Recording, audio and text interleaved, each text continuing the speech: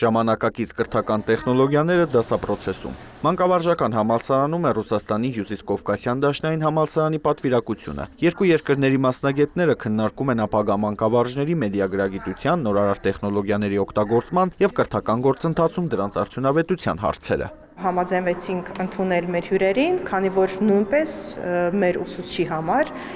ուսանողի համար, հետագայում ուսուցչի համար շատ արդիական թեմաներ են դա։ Համակարգիչն ու գադջեթը դարձել են տարբեր ոլորտների մասնագետների անբաժանելի ընկերը։ Բացառություն չեն նաև մանկավարժները։ Նորարար սարքավորումներն օգտակար են աշակերտների եւ ուսուցիչների համար, եթե դրանք գրագետ են օգտագործվում, նշում է ռուս մասնագետը։ Мы живем с вами в цифровом обществе. Մենք ապրում ենք մի հասարակությունում, որում թվային տեխնոլոգիաներն անփոխարինելի են դարձել։ Ուսուցիչները կրթում եւ դաստիարակում են նոր սերնդին, ուստի նրանց թվային գրագիտության մակարդակը պետք է բարձր լինի։ Ռուս մասնագետները ներկայացնում են դասի ընթացքում նոր տեխնոլոգիաների կիրառման հնարավորությունները, էլեկտրոնային խաղերից մինչև ինտերակտիվ հարցաշարեր, այսպես ասած քվիզներ։ Վստահեցնում են, այս հնարքները դասերն ավելի հետաքրքիր ու գրավիչ են դարձնում։ Образовательная среда. Կրթական միջավայրում մենք օգտագործում ենք տարբեր գործիքներ, որոնք օգնում են դեռահասներին քննություններին պատրաստվելիս, տնային հանձնարարությունները կատարելիս։ Վստահ եմ, ինտերակտիվ դասերն ավելի հետաքրքիր են աշակերտների համար։